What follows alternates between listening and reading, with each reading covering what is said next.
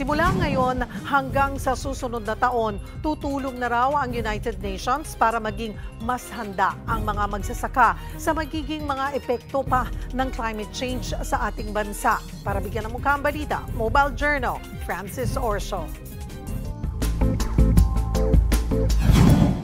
Kung ikukumpara raw sa nagdaang El Nino, mas lugi raw ang mga magsasaka ngayon sa bansa nang tumama ang magkakasunod na bagyo. Sa tala ng Department of Agriculture, umabot na sa mahigit 10 bilyong piso ang halaga ng mga nasirang tanim mula bagyong Christine hanggang Pepito. Kumpara yan sa mahigit 9 bilyong pisong pinsalang iniwan ng El Nino nito lang buwan ng Mayo. Bagay na nais masolusyonan at matugunan ng United Nations Food and Agriculture Organization at Department of Agriculture sa tulong ng Adapting Philippine Agriculture to Climate Change project.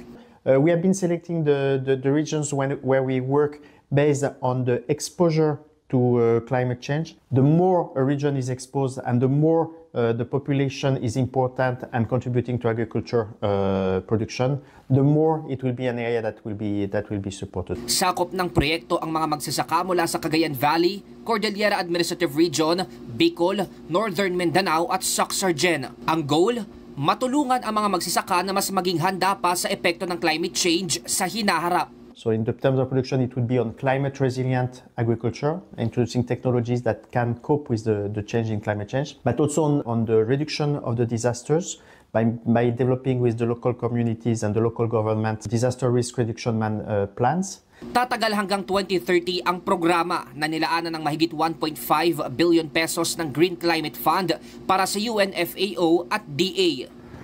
Kasabay ng ganitong programa na makatutulong sa ating mga magsasaka, dapat ay mas matuto rin tayo dahil ang tumitinding pagbabago ng panahon at epekto nito ay bunga ng ating ginagawa sa mundo bilang tao. Mobile journalist Francis Orso po, hatid ang mukha ng balita.